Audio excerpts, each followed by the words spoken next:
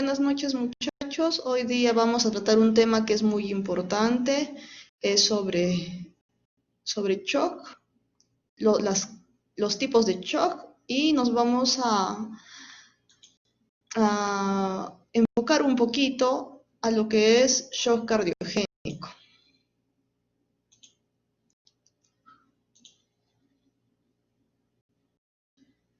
Si en algún momento tenemos problemas con la plataforma, tenemos problemas de audio, se congela la pantalla, o hay algo que no se entienda, pueden activar su micrófono y me lo dicen. Ya, porque yo no voy a estar, quizás no me doy cuenta de que algo ha pasado con la plataforma, ¿ya? O sino que su delegado por el WhatsApp me indique que algo ha sucedido, reiniciamos, y tocamos las diapositivas que no se hayan visto bien. ¿Ya? De acuerdo, muchachos, cualquier cosa me avisa.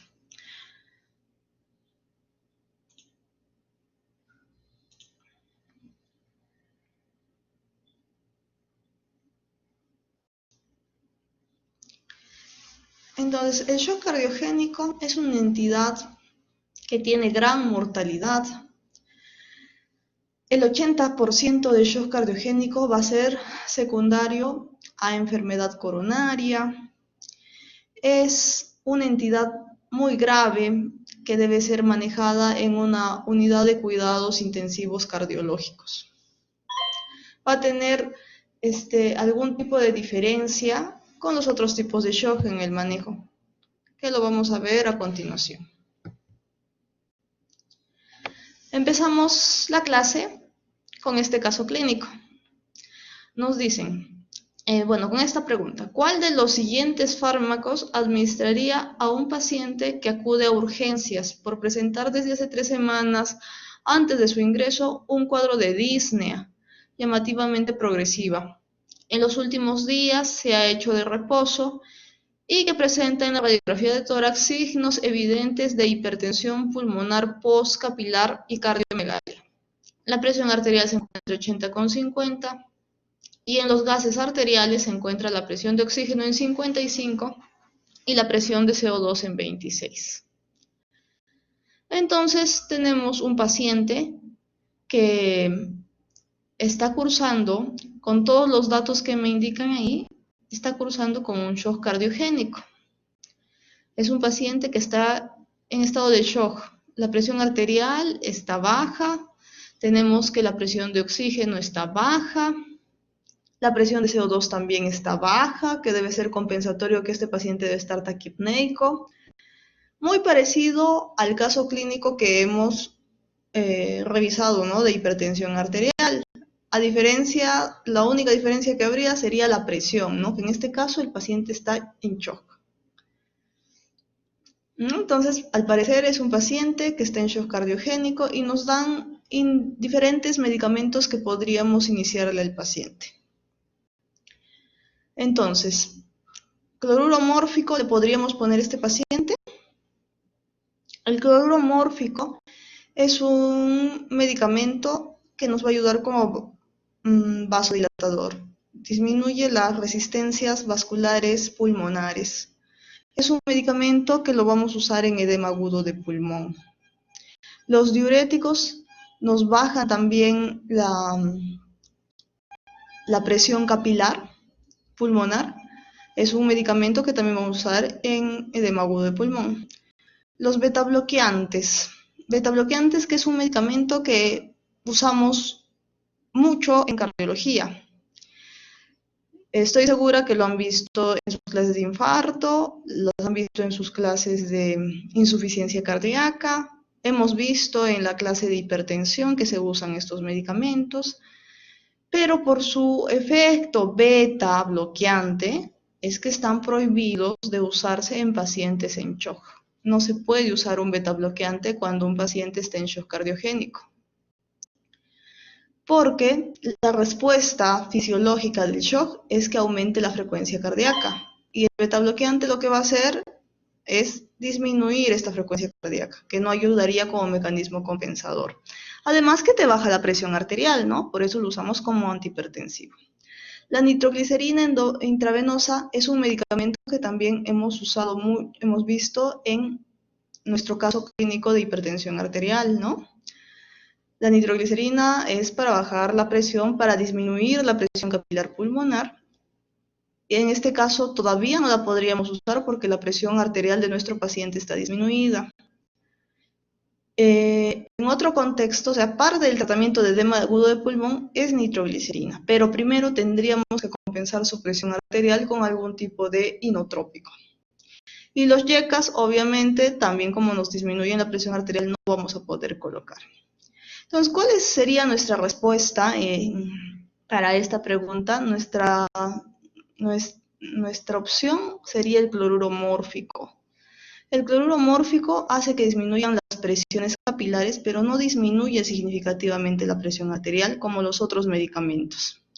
Entonces, ¿qué quiere decir? Que cuando yo tengo un paciente en shock cardiogénico, que está con la presión arterial baja, que está con la presión capilar pulmonar elevada, que está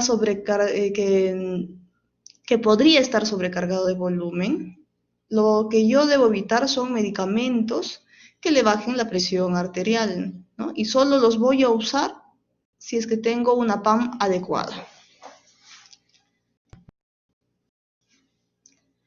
Entonces, ¿cómo definimos shock? Shock va a ser un síndrome que se va a caracterizar por la incapacidad del corazón o de la circulación periférica de mantener la perfusión adecuada de órganos. Entonces acá vamos a tener dos términos importantes. Va a provocar hipoxia tisular y fallo metabólico. Ya no se olviden. Y se necesita una rápida identificación y tratamiento. El tratamiento debe ser agresivo porque tiene alta mortalidad. Se ha visto en las unidades de cuidados cardiológicos que puede tener una mortalidad del 50 al 80%. Los tipos de shock pueden ser el shock cardiogénico, el obstructivo, el hipovolémico y el distributivo. Vamos a tener diferentes características en cada uno de estos shocks porque la fisiopatología va a ser distinta. La principal causa de shock cardiogénico hemos dicho que va a ser la enfermedad coronaria, pero también puede ser producido por una lesión traumática del corazón, fallo contráctil del corazón, electrocución. El shock obstructivo va a ser por tamponamiento cardíaco, pericarditis, embolia pulmonar, el aneurisma disecante de aorta también lo puede producir. El shock hipovolémico, todo lo que deplete de volumen a nuestro paciente, pérdida de sangre, pérdida de plasma, pérdida de electrolitos, de líquido. Y el shock distributivo, que ahí vamos a encontrar a nuestro shock séptico. Y la intoxicación barbitúrica. Cuando ustedes han tenido clases de infectología, también han hablado de shock séptico. Entonces, van a ver que en el shock, ustedes ya han visto que en el shock séptico el paciente está vasodilatado. Todas las citoquinas inflamatorias que desencadenan el shock séptico hacen que haya una vasodilatación periférica. Es por eso que el tratamiento para shock séptico va a ser que al paciente lo tenemos que hidratar y le tenemos que dar mucho líquido. Y como vamos a ver ahora nosotros en shock cardiogénico, en el shock cardiogénico, al contrario, los mecanismos compensatorios hacen que las presiones periféricas estén aumentadas, o sea, va a haber una vasoconstricción. En el shock séptico había vasodilatación, en el shock cardiogénico es lo contrario, vamos a encontrar vasoconstricción periférica que va a ser un mecanismo compensatorio para que aumente nuestro gasto cardíaco. Entonces, obviamente al paciente con shock cardiogénico yo no lo puedo sobrecargar de volumen, porque este corazoncito, esta bomba, o está fallando en funcionamiento o en estructura. Entonces no va a ser capaz de manejar el volumen. Entonces son dos tratamientos distintos. Fíjense lo importante de cómo determinar si mi paciente chocado se trata de un shock séptico o un shock cardiogénico. El manejo va a tener diferencias, y diferencias que pueden mejorar a tu paciente o, por el otro lado, causarle la muerte. Entonces, en la fisiopatología del shock, tenemos que, bueno, según la causa que tenga la causa del shock, el organismo tiende a la hipotensión. Entonces, cuando hay hipotensión, para mejorar esta presión arterial y mejorar el gasto cardíaco, van a haber diferentes etapas para compensar esta hipotensión. Vamos a tener una etapa endocrina, una etapa metabólica, y si fallan estos mecanismos, vamos a llegar a la etapa de microcirculación. Si fracasamos en esta etapa, llevamos a la muerte. Entonces, tenemos esas tres etapas, no se olviden. Entonces, en la etapa endocrina, que van a ser los primeros mecanismos compensatorios para mejorar nuestra presión arterial, nuestro gasto cardíaco. Al haber hipotensión y retención de CO2, se va a activar el eje supraóptico hipofisiario y con eso la producción de hormona antidiurética. La hormona antidiurética, como su nombre lo dice, es una hormona que va a ayudar, va a estimular la absorción del agua, ¿no? Va a preservar más agua dentro de nuestro organismo. Y también va a retener sal. Y de alguna manera también va a hacer que se produzca vasoconstricción arterial. Entonces tenemos acá un eje que se activa. El sistema simpático también se va a activar. El sistema simpático, al activarse, va a hacer que se segregue adrenalina y noradrenalina. Además, la glándula suprarrenal va a hacer que estas catecolaminas también aumenten, ¿no? Y con ello aumenta la frecuencia cardíaca, aumenta la vasoconstricción arterial y arteriolar, y con eso aumenta nuestro gasto cardíaco. Eso es en la primera etapa, la etapa endocrina. Luego tenemos la etapa metabólica, ¿no? Que al haber vasoconstricción, bueno, tenemos hipoxia, entonces el riñón y el pulmón van a tratar de compensar. ¿Cómo trata de compensar el riñón esta hipoxia, esta baja de presión arterial? Se va a activar nuestro eje renina-angiotensina-aldosterona. Entonces, nuestro eje, que ustedes ya lo conocen también, que lo han visto, estoy segura, lo hemos visto en hipertensión arterial, estoy segura que lo han visto en insuficiencia cardíaca. Entonces, al activarse ese eje, lo que vamos a conseguir es tener aldosterona. Y como ustedes saben, la aldosterona hace que tengamos retención de sodio y agua. Además, que haya vasoconstricción periférica. Además, hace que haya hiperglicemia y contracción arteriolar, ¿no? Entonces, eso es lo que hace nuestra amiga aldosterona. Por otro lado, el riñón vamos a tener otra consecuencia, que al tratar de compensar esta disminución de presión arterial, va a llegar a un estado de acidosis. Y el pulmón, al haber la acidosis, vamos a tener como mecanismo compensatorio la taquipnea.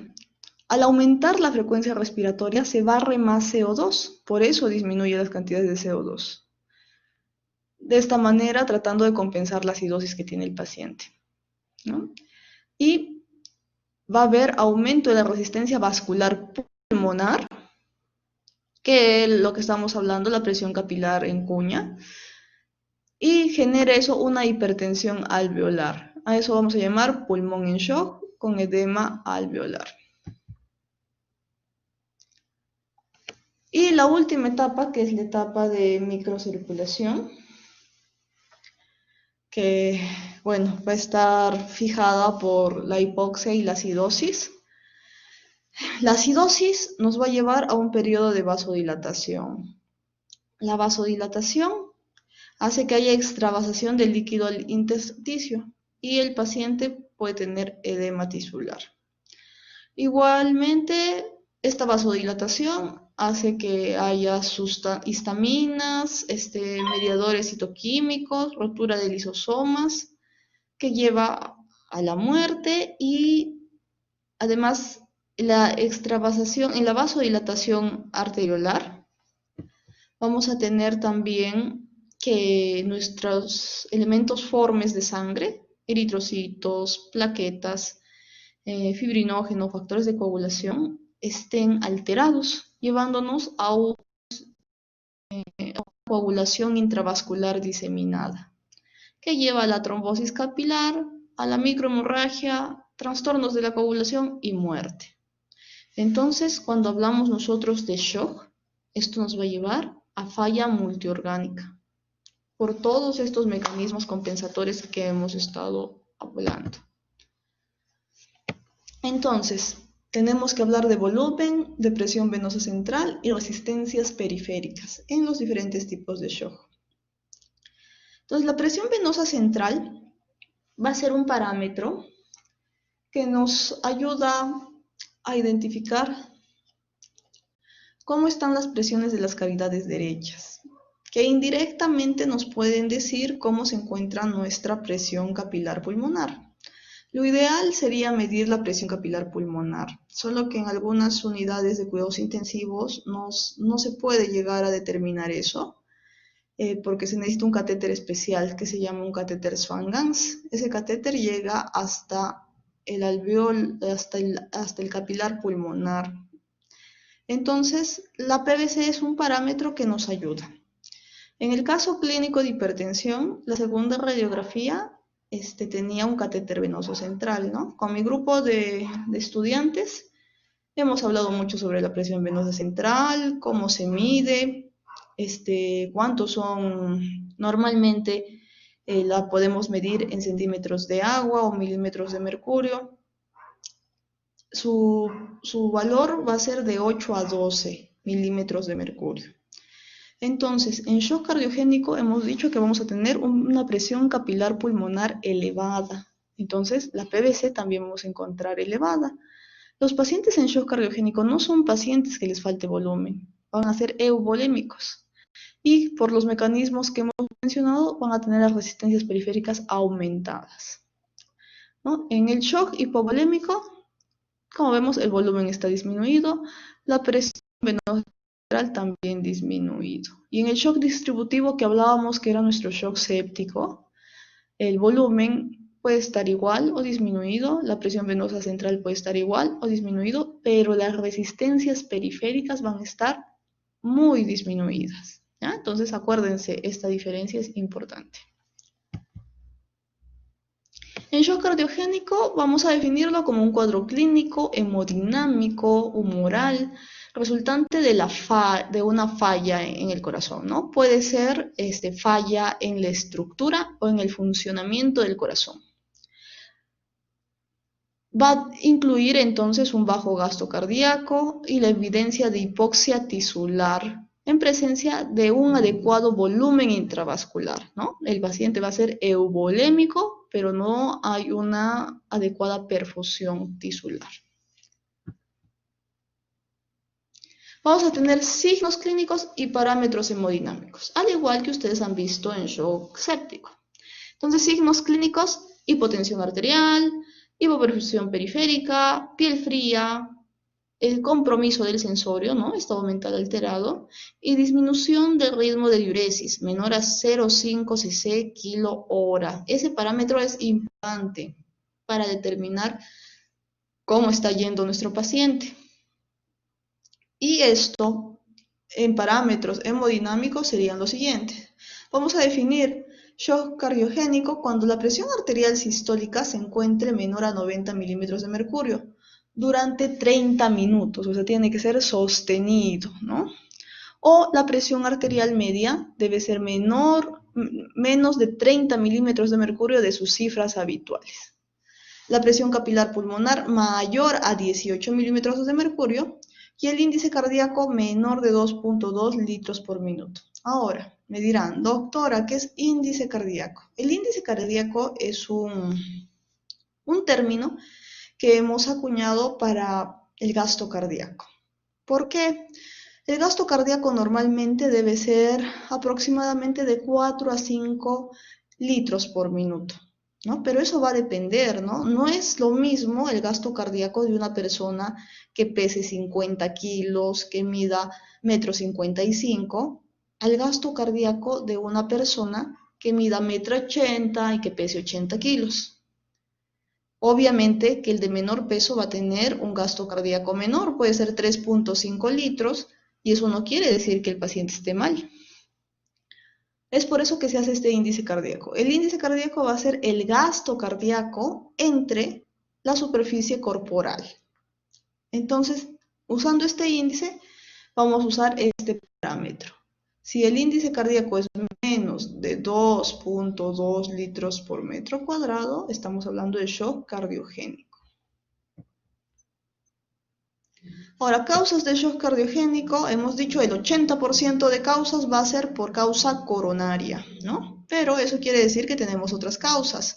Por ejemplo, el neumotórax de tensión, pacientes que están en ventilación mecánica a presión positiva, taponamiento cardíaco, pericarditis, alteraciones de la distensibilidad miocárdica, pérdida de la sincronía en aurículo ventricular, como tenemos en nuestras bradiarritmias, ¿no? Las taquiarritmias nos pueden producir shock cardiogénico, coartación de aorta, mixomas, que son los tumores más frecuentes de corazón, algunas alteraciones en la poscarga, como la estenosis aórtica, el tromboembolismo pulmonar, y el infarto agudo de miocardio va a ser la causa más importante del shock cardiogénico, ¿no? Otras pueden ser miocarditis, miocardiopatías, tóxicos, ¿no? Algunas drogas pueden producir shock cardiogénico. El alcohol también puede producir una miocardiopatía dilatada y llevarte al shock cardiogénico. Cardiopatías congénitas, ¿no? Como la comunicación interventricular, insuficiencias valvulares, bradicardia extrema. Entonces son varias las patologías que nos pueden llevar a shock cardiogénico. Ahora, ¿cómo vamos a clasificar la severidad de nuestros pacientes que tienen falla cardíaca y que pueden llegar a shock cardiogénico? Tenemos estas clasificaciones. Esta clasificación Kilby-Kimball, estoy segura que la han visto en infarto. Es una clasificación que lo utilizamos especialmente para pacientes que tienen IMA-ST elevado. Y tenemos 4 grados. Kilby-Kimball 1 sin signos de falla cardíaca. Kilby-Kimball 2 con presencia de tercer ruido y de crepitantes vivasales. Kilby-Kimball 3 cuando tenemos presencia de edema agudo de pulmón. Y Kilby-Kimball 4 shock cardiogénico. Cuando vamos a comparar esto con esto, esta es la escala de Forrester. ¿Ya? Es una escala que es prácticamente lo mismo, solo que está definido por parámetros hemodinámicos. Por ejemplo, el estadio 1 de nuestra escala de Forrester nos dice, son pacientes con presión en cuña, presión capilar pulmonar en cuña normal y gasto cardíaco normal, ¿no? Sin signos de falla cardíaca. El estadio 2 van a ser pacientes que tengan presión en cuña elevada y gasto cardíaco normal. Estadio 3, pacientes con presión en cuña normal y gasto cardíaco disminuido. Y el estadio 4, pacientes con presión en cuña elevada y gasto cardíaco disminuido. Entonces me dirán, y doctora, ¿y para qué me sirve a mí saber todo esto? Claro que te sirve, porque no es solo una clasificación. Esto nos va a ayudar a saber cómo vamos a tratar a nuestros pacientes. Es diferente tratar a un paciente de estadio 1 a uno de estadio 4. ¿Cómo así? Entonces, en esta tablita a mí me gusta mucho porque vamos a hablar de índice cardíaco, ¿no? Que era lo que estábamos hablando en Forrester, nos decía gasto cardíaco.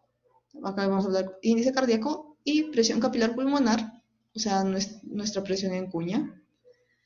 Entonces acá nos ponen pacientes con presión capilar pulmonar normal, o sea, menos de 18, e índice cardíaco normal, que es mayor a 2.2, solo debemos tomar medidas generales para su manejo de falla cardíaca. Si tenemos un paciente con cuña alta, con presión capilar pulmonar alta, o sea, más de 18, pero con un índice cardíaco normal mayor a 2.2, el tratamiento para ellos, como la presión capilar está elevada, necesitamos darle vasodilatadores y diuréticos para que esta presión capilar pulmonar disminuya. Y le podemos dar tranquilidad estos medicamentos, los diuréticos y los vasodilatadores, porque mi gasto cardíaco, porque mi índice cardíaco es adecuado. Ahora, si yo tengo un paciente con presión capilar pulmonar normal, o sea, menos de 18, y que tiene un índice cardíaco bajo, o sea, un gasto cardíaco bajo, menos de 2.2, ¿eso qué quiere decir? Que a mi paciente su gasto cardíaco está bajo por falta de volumen. Entonces yo le debo dar volumen a mi paciente. Y el estadio 4, que es el peor de todos, ¿no? Que nos dice pacientes con presión capilar pulmonar mayor a 18, o sea, es un paciente que debe estar con edema agudo de pulmón, y que su gasto cardíaco es bajo, menos de 2.2. Entonces, ¿qué tengo que hacer con este paciente? Es un paciente que está grave. Primero, inotrópico. ¿Por qué? Porque el inotrópico me va a ayudar a aumentar mi gasto cardíaco, aumentar mi presión arterial, y una vez que tenga presión arterial alta, inicio el vasodilatador para disminuir mi presión capilar pulmonar en cuña y voy a hacer uso de dispositivos cardíacos como el balón de contrapulsación. ¿Ya? Entonces, para eso nos ayuda esa escala.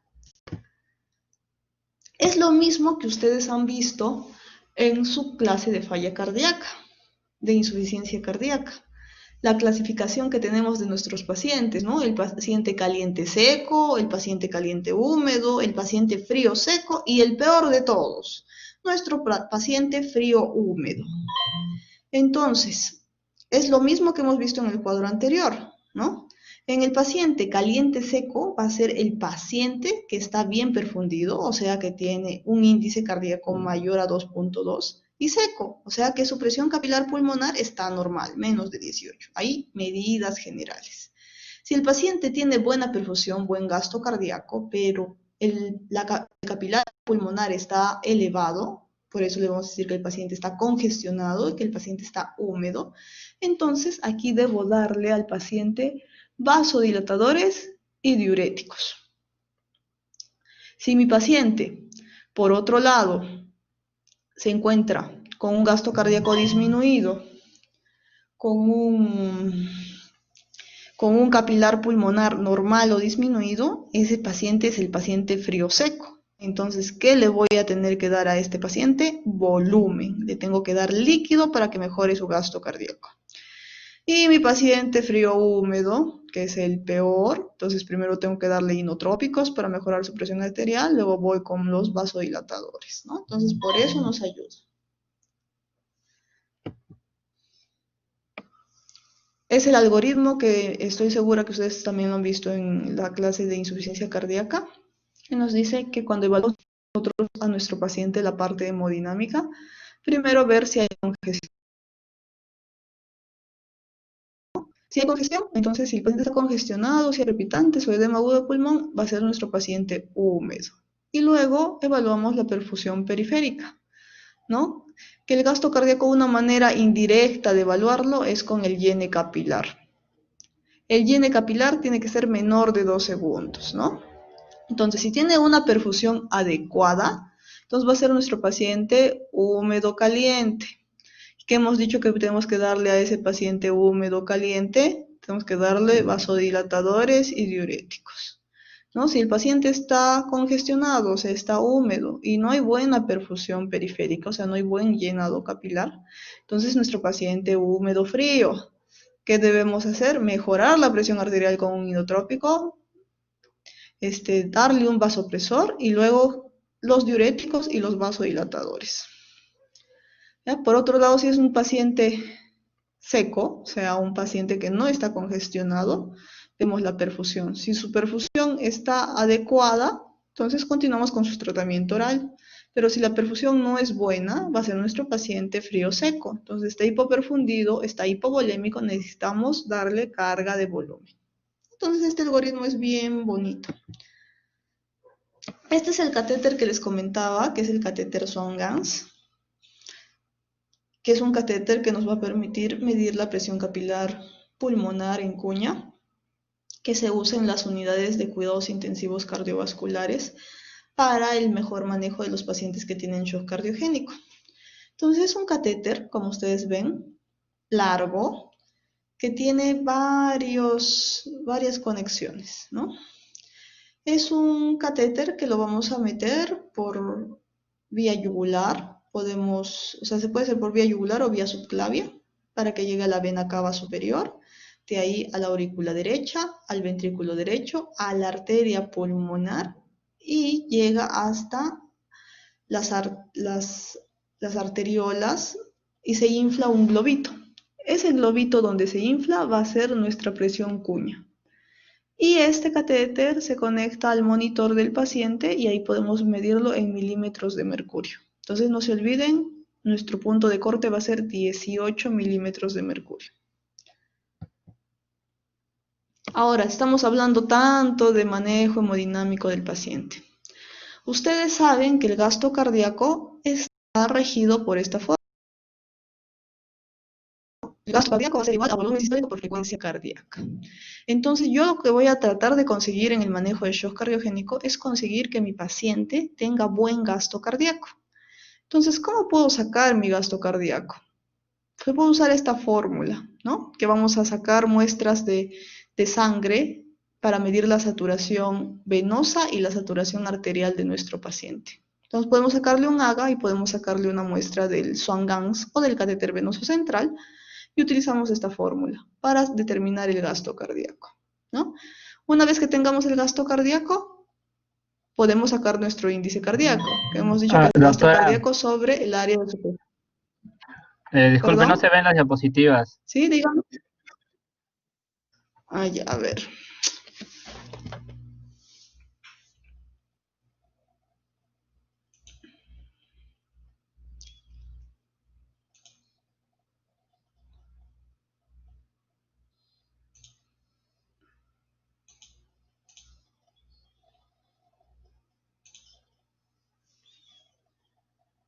Ya, ¿desde dónde no se vio? ¿Desde el catéter? Sí, Sí, doctora. doctora. Ya. ¿Esta diapositiva la llegaron a ver o no? No, No. ¿Sí se vio? no Sí. ¿Esta tampoco. se vio? Ah, no. Esa, no. Ya, entonces desde acá. Esta sí se vio, ¿no? La de insuficiencia cardíaca. Sí, doctora. Ya, entonces el catéter. Ya.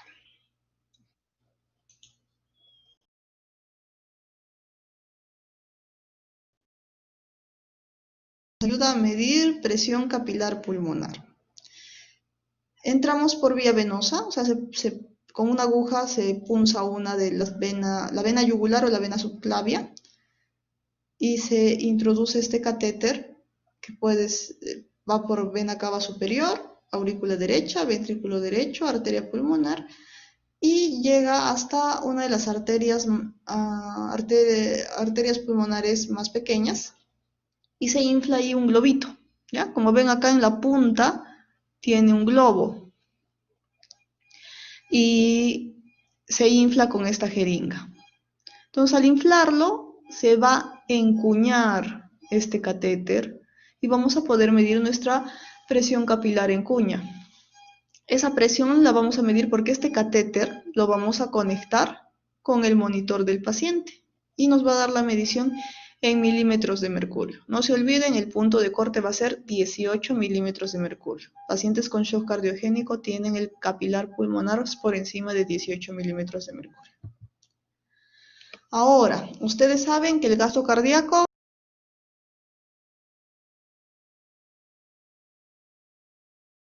al volumen sistólico o al volumen latido por frecuencia cardíaca.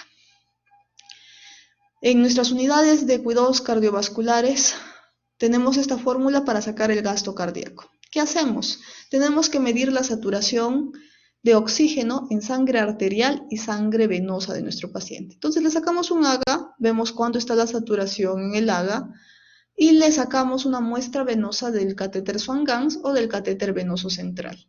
Entonces sangre arterial y sangre venosa. Y va a ser la diferencia de las saturaciones de ambas sangres con esta fórmula. Teniendo ya mi gasto cardíaco, yo puedo determinar mi índice cardíaco, ¿no? Que va a ser según el peso y la talla de mi paciente, poniendo el gasto cardíaco sobre la superficie del área corporal. Y también puedo sacar las resistencias vasculares sistémicas. ¿Cómo las voy a sacar? Con esta fórmula. La presión arterial media menos la presión venosa central del paciente sobre el gasto cardíaco. Entonces, la resistencia también me va a ayudar a ver cómo manejo a mi paciente. Como hemos dicho, en el clínico estas resistencias van a estar muy aumentadas y uno de los objetivos va a ser disminuirlas, normalizarlas. Ahora, como hemos dicho que el corazón va a tener una alteración en el funcionamiento o en la estructura, entonces va a haber disfunción del ventrículo izquierdo. Eso va a activar diferentes mecanismos compensatorios, ¿no? Que nos va a llevar a la reducción de volumen y de presión arterial, ¿no? Disminuir nuestro gasto cardíaco. Entonces, al disminuir nuestro gasto cardíaco, al disminuir nuestra presión arterial, se van a activar diferentes ejes, ¿no? Hemos hablado, se activa el sistema simpático, se activa el eje renina-angiotensina-aldosterona, arginina-vasopresina, y hace que aumente la presión arterial. También se va a activar nuestra hormona antidiurética, que va a llevar a que haya vasoconstricción, retención de agua y sodio. Y esta retención de sal y agua hace que aumente el volumen, ¿no? Pero hemos dicho que es un paciente euvolémico, o sea, a él no le falta aumentar volumen. Y al aumentar el volumen, este corazón, como es insuficiente, no va a poder manejar el volumen. Eso hace que haya mayor isquemia, que disminuya la perfusión coronaria. ¿Por qué? Porque el corazón, como va a tener que hacer más esfuerzo, va a haber taquicardia. El sistema simpático hace que aumente la frecuencia cardíaca. Y el corazón, ¿en qué fase de su ciclo se perfunde? ¿En sístole o en diástole? Se perfunde en diástole, ¿no? En diástole es donde las coronarias llevan la sangre al corazón. Entonces, si la frecuencia cardíaca aumenta, ¿qué significa? Que la diástole va a disminuir, entonces no va a tener el tiempo suficiente el corazón para perfundirse. No va a tener el tiempo adecuado para que haya una perfusión adecuada y eso va a aumentar la isquemia, va a aumentar la disfunción cardíaca. Entonces, estos mecanismos compensatorios que al inicio tienen el fin de aumentar el gasto cardíaco y la presión arterial,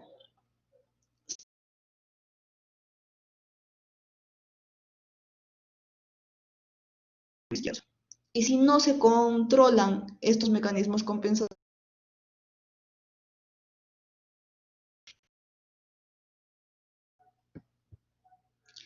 entonces, falla de la bomba cardíaca nos lleva a la caída del gasto cardíaco.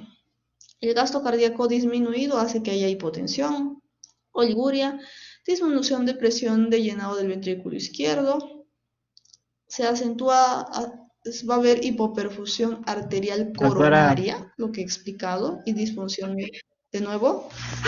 sí, otra Ya, a vez. ver, a ver, a ver. A ver.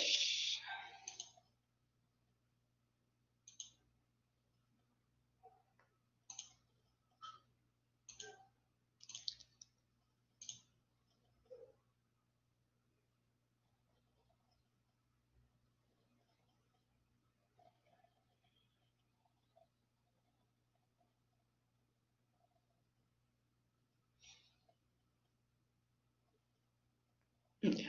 Ahora sí, ¿verdad? Sí, doctor. Ya.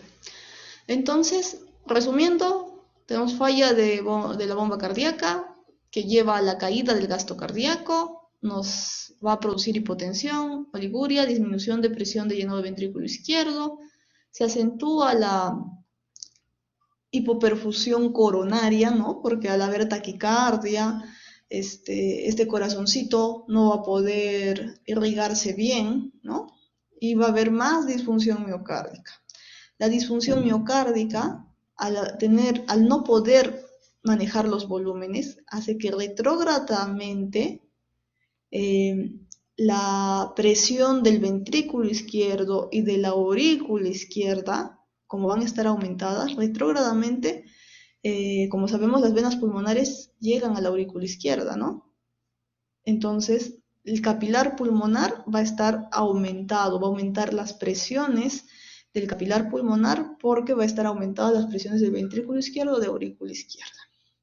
Eso lleva a congestión pulmonar, va a aumentar la hipoxemia, falla multiorgánica y la muerte. Es por eso que es tan importante esta patología.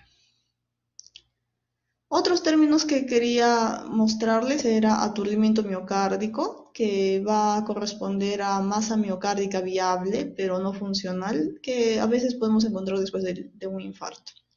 Igual el miocardio hibernante, ¿no?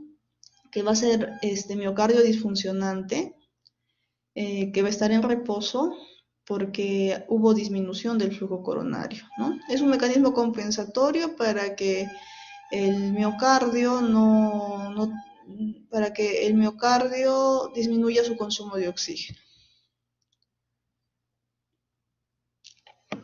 Ahora, vamos a enfocarnos un poquito más al shock cardiogénico secundario a infarto, que hemos dicho que su mortalidad es del 30 al 80%. Es la causa más común de muerte por infarto de miocardio. Al llegar al hospital, los pacientes con infarto tienen más del 90% de sobrevivir, pero si desarrollan shock cardiogénico, inicialmente en el curso del infarto, solo 1 de cada 2 sobrevive. O sea, vieron 50% de mortalidad. Por eso es importante el manejo inicial de nuestro paciente.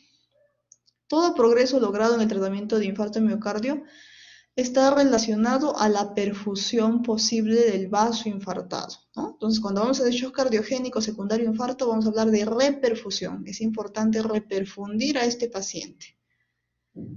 Y la mortalidad en pacientes con shock cardiogénico se ha visto más que todo por el síndrome de disfunción multiorgánica.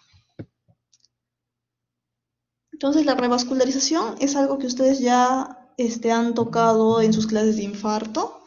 Se tiene que hacer lo más antes posible, ¿no? Porque hemos visto según el tiempo, si es que pasan más de 12 horas, ya no vamos a poder reperfundir este corazoncito y el músculo va a llegar a hacer necrosis, ¿no?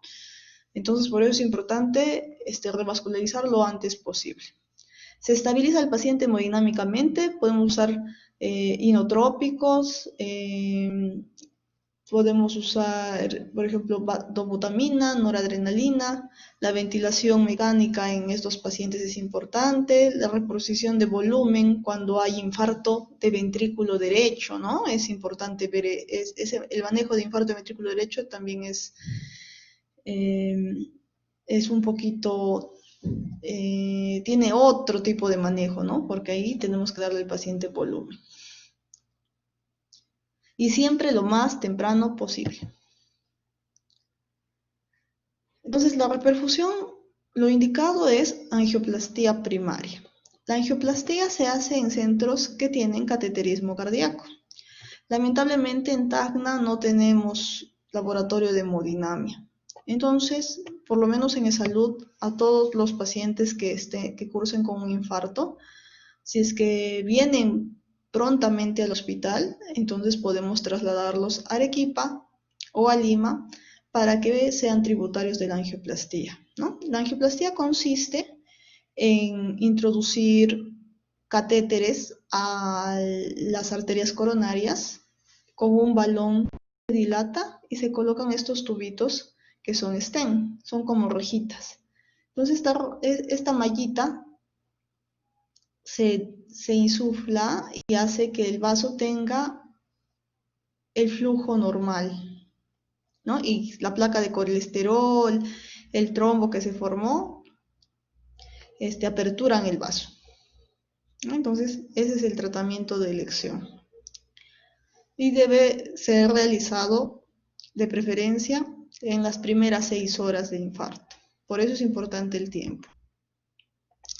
A mí me gusta ponerles este algoritmo porque nos indica más o menos qué tenemos que hacer. Entonces, si un paciente llega en shock cardiogénico, después de todas las medidas que vamos a mencionar, bueno, que tenemos que hacer, ¿no? Darle oxigenación, mejorar su estado hemodinámico, con vasopresores, con inotrópicos. Tenemos que pensar en revascularización.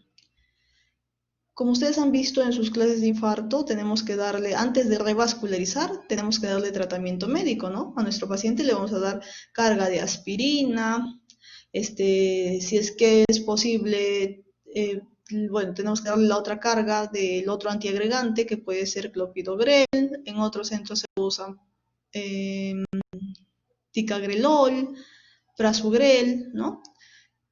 Se le da carga de eso, se le empieza anticoagulación, ¿no? Sea con enoxaparina o con heparina. En este algoritmo nos indican darle carga de aspirina. En otros países hay aspirina endovenosa, aquí lamentablemente no tenemos. Y utilizan, en este caso, nos indican heparina, infusión de heparina, en bolo de 60 unidades por kilo, y luego darle hasta conseguir un tiempo parcial de tromboplastina de 50 a 70, ¿no? En nuestro medio no usamos mucho la heparina porque para anticoagular a un paciente con heparina tenemos que hacerlo con infusión continua, con bomba de infusión.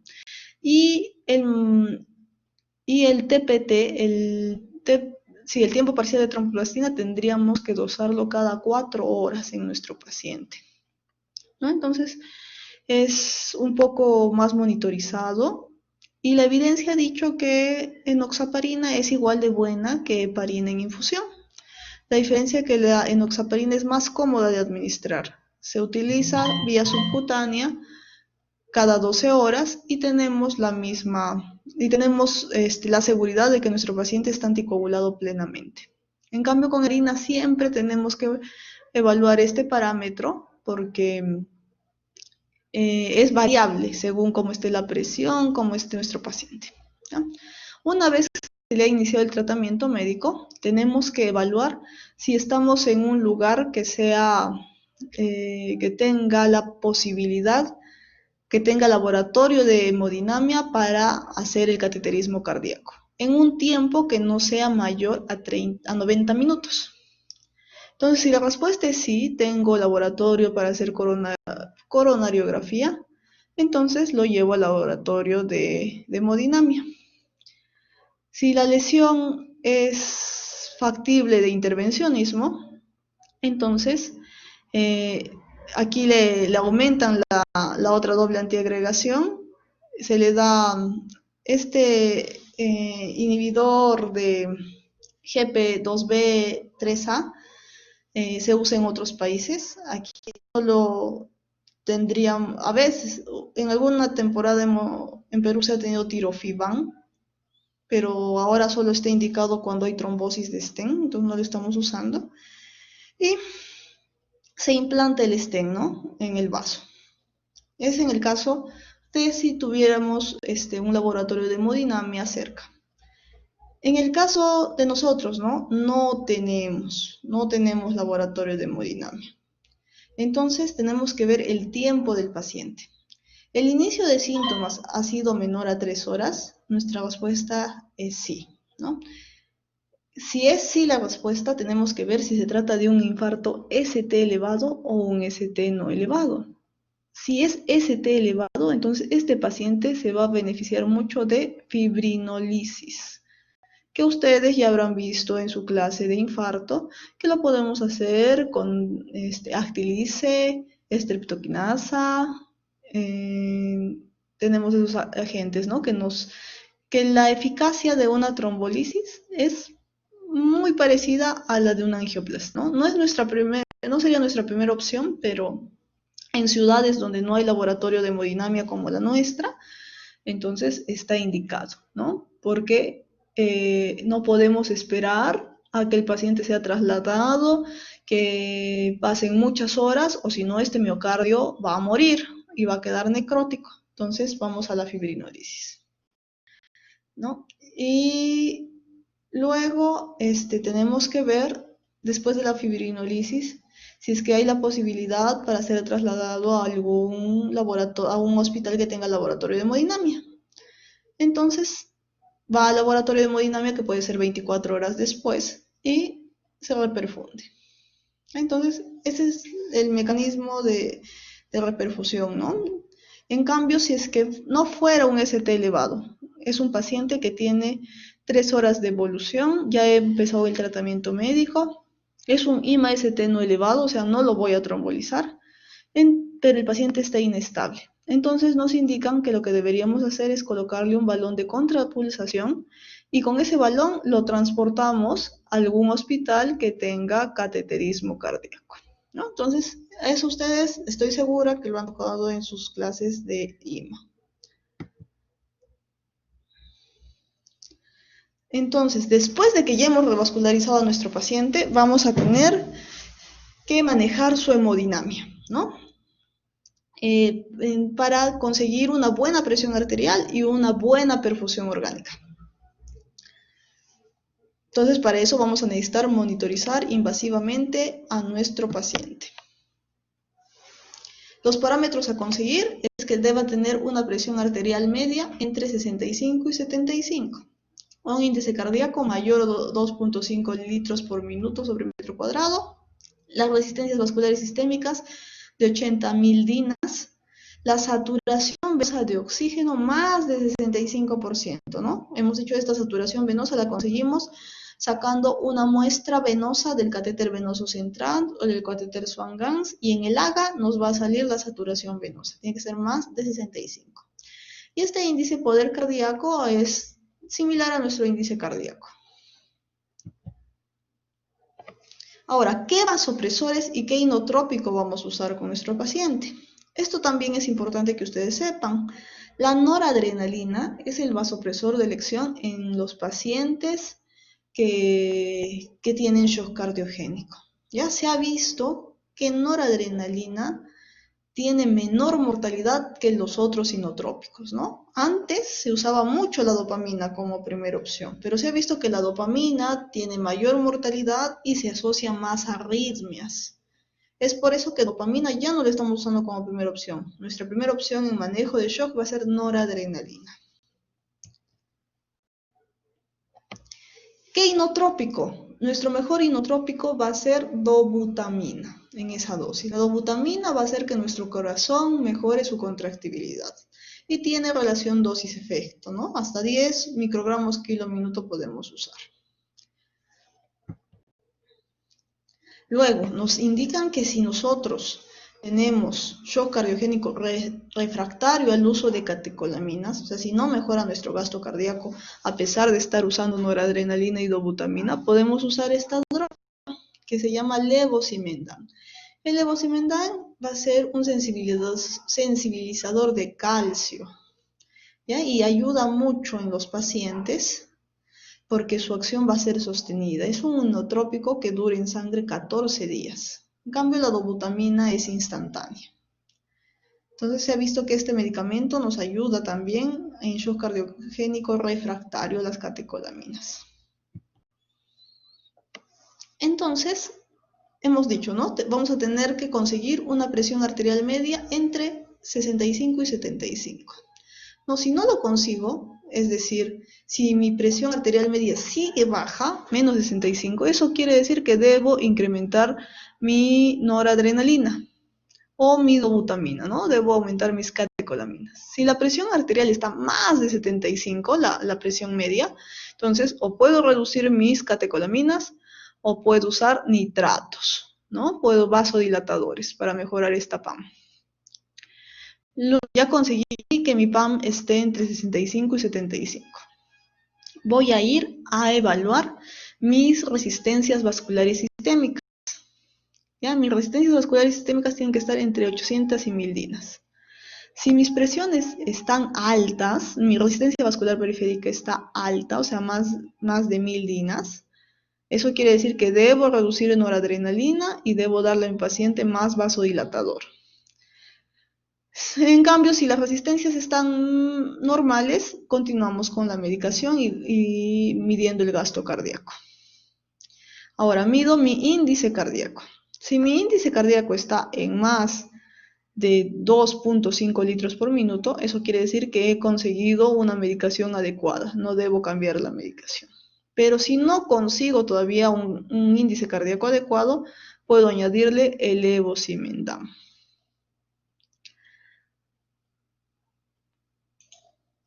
Entonces, esos son los parámetros que tienen que tener en cuenta cuando manejamos a un paciente en shock cardiogénico.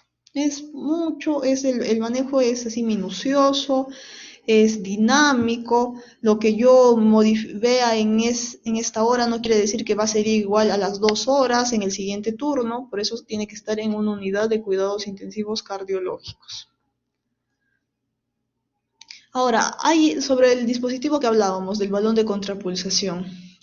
Es un dispositivo que ayuda a la perfusión coronaria diastólica, disminuye la poscarga, ¿no? ¿Cómo así?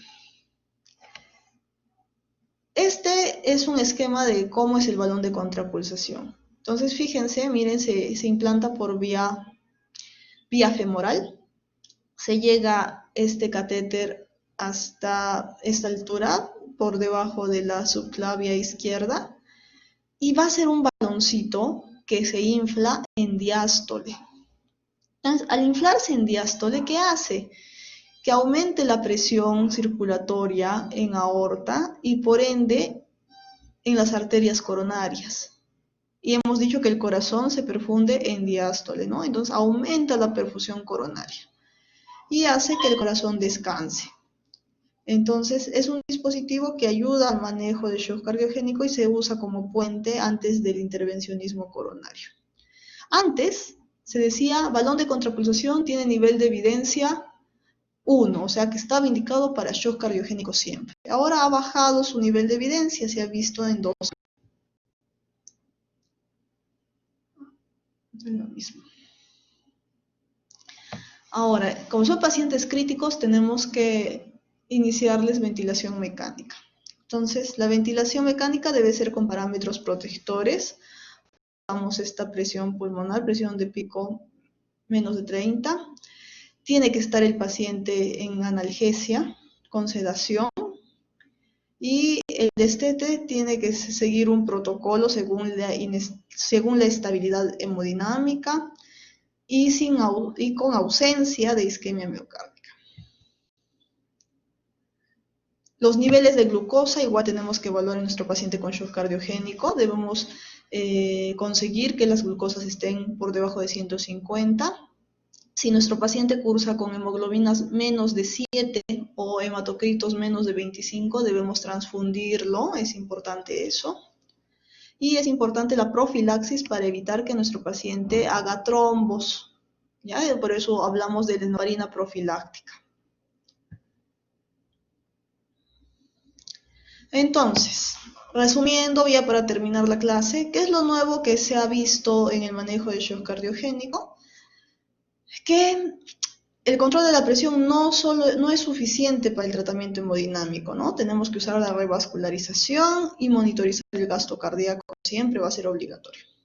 La dobutamina va a ser nuestro agente inotrópico de elección. La noradrenalina va a ser el agente vasopresor de elección. Levosimendan se va a usar en pacientes que tengan shock refractario a catecolaminas. El balón de contrapulsación antes tenía un nivel de evidencia mucho mayor, ahora se ha bajado. Y si el paciente necesita ventilación, debe ser invasiva y de protección para el pulmón. Siempre debemos valorar la revascularización lo más antes posible y muchas veces, a pesar de la revascularización exitosa, casi 1 de cada 2 pacientes todavía muere. ¿Ven? La mortalidad es muy alta en infarto de miocardio, en shock cardiogénico por infarto. Y se va a deber más que todo al síndrome de respuesta inflamatoria sistémica, que va a estar regido por el shock, y a la falla multiorgánica, ¿no? Entonces, es todo un manejo de estos pacientes que debemos tratar el CIRS, tenemos que evitar que el paciente llegue a falla multiorgánica para que pueda sobrevivir, ¿no? Y todo esto va a ser monitorizado en una unidad de cuidados intensivos. Esta es la última diapositiva, que es importante que sepan ustedes esto, porque esto les preguntan siempre en sus exámenes de internado, de residentado, en el ENAM. Entonces, en el shock hipovolémico el gasto cardíaco puede estar disminuido, las resistencias vasculares sistémicas al principio pueden estar un poquito aumentadas, antes el capilar pulmonar siempre va a estar disminuido en el shock hipovolémico, la presión venosa central igual. En cambio, en el shock cardiogénico tenemos gasto cardíaco disminuido, las resistencias vasculares altas, la presión capilar pulmonar alta, la PVC alta, ¿no? Entonces, este cuadrito es importante que ustedes lo tengan porque les van a preguntar en sus exámenes. Entonces, si no tuvieran preguntas, estaríamos acabando la clase teórica.